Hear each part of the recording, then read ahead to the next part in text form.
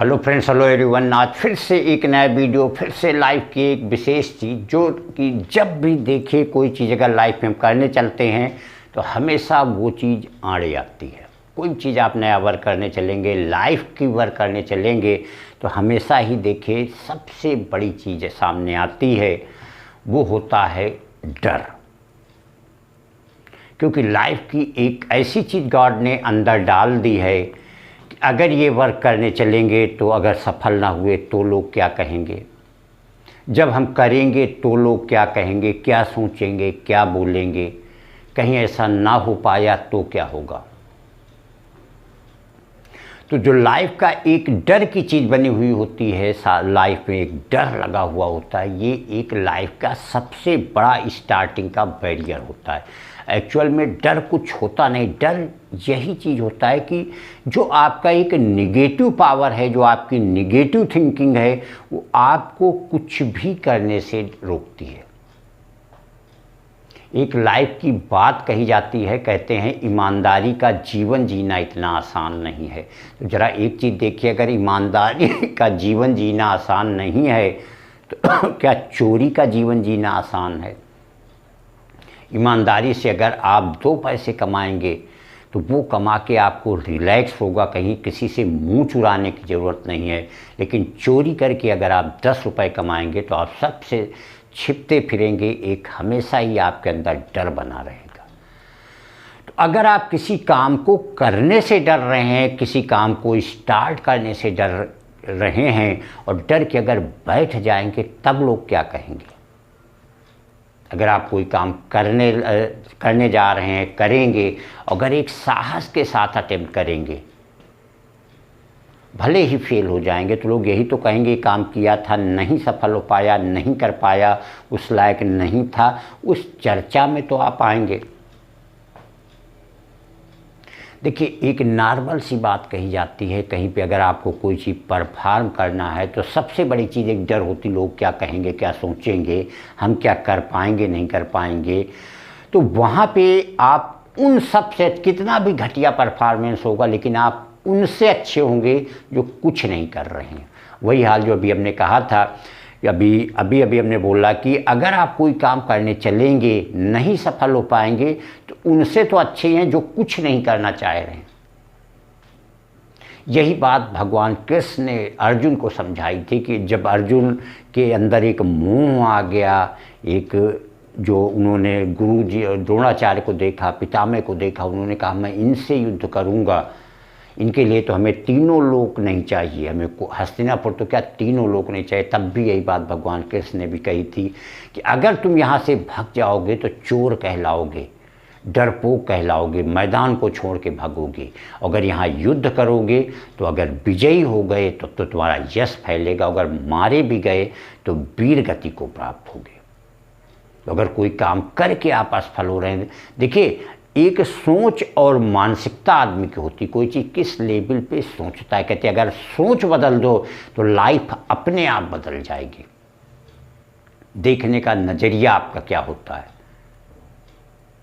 कितने बड़े बड़े वर्क किए गए, जितने भी एक यूनिक वर्क दुनिया में किसी ने किया है, तो अगर वो इस चीज़ से डरता कि अगर हम नहीं कर पाएंगे तो क्या होता, तो शायद आज कोई वर्क ना होते। अगर इस डर के मारे वो बैठ जाता, जिन लोगों ने नए नए इन्वेंशन किए हैं, इतनी यूनिक चीज़ें आई हैं। फैराडे ने इसके लिए 14 साल लगाए थे, कितने एक्सपेरिमेंट किए होंगे, क्या क्या उन्होंने सोचा होगा, तब जाके जनरेटर जिससे आज पूरी दुनिया जगमगाती है। अगर वो ये सोच लेते कि ये वर्क कर रहे हैं, नहीं होगा तो लोग क्या कहेंगे, इस डर के मारे बैठ जाते। तो जब भी आप कोई वर्क करने चलते हैं तो एक आलस होना, उससे मुंह चुराना, ये सब के अलावा एक अंदर सबसे बड़ी चीज़ डर होती है। तो डर कुछ ना होकर के वो आपका निगेटिव पावर होता है, जो आपको रोकता है किसी काम को करने से। और इसी पे बात जो कही जाती है कि डर के आगे जीत है, तो डर के आगे का जीत का मतलब यही होता है कि जब भी आप कोई वर्क करने चलते हैं, आपके अंदर जो भी एक निगेटिव थिंकिंग आती है, सफल नहीं होंगे तो क्या होगा, हम करेंगे तो लोग क्या कहेंगे, नहीं कर पाएंगे, हम उतना अच्छा नहीं कर पाएंगे, अगर यही सोच के आप बैठे रहेंगे तो कभी भी आप सुपर वर्क कर ही नहीं पाएंगे। क्योंकि कहते हैं अगर 101वें अटेम्प्ट में सफलता मिलती है, तो वो 101वां अटेम्प्ट नहीं होता, 100 असफलताओं का रिजल्ट होती है। तो जब आप कोई वर्क करेंगे, करते चले जाएंगे, तो धीरे धीरे वो वर्क आपका बेटर होता जाएगा, क्वालिटी उसमें बनती जाएगी, क्वालिटी आती जाएगी। क्योंकि कोई वर्क आप जितना ही करेंगे उतना ही एक्सपीरियंस होगा, और जितना एक्सपीरियंस होगा आप उतना ही अच्छे तरीके से करेंगे।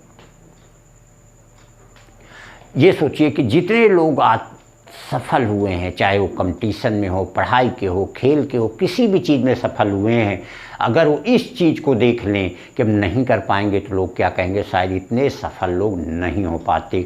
वो भी इसी तरीके से डर के घर पे बैठ गए होते कि ये काम कैसे हम कर पाएंगे। कोई ऐसे खिलाड़ी होते हैं, दुनिया के श्रेष्ठ होते हैं, एक से एक साइंटिस्ट होते हैं, अगर वो इस तरीके से सोच के बैठ जाते तो आज उस मुकाम को हासिल नहीं कर पाते, कोई भी हो।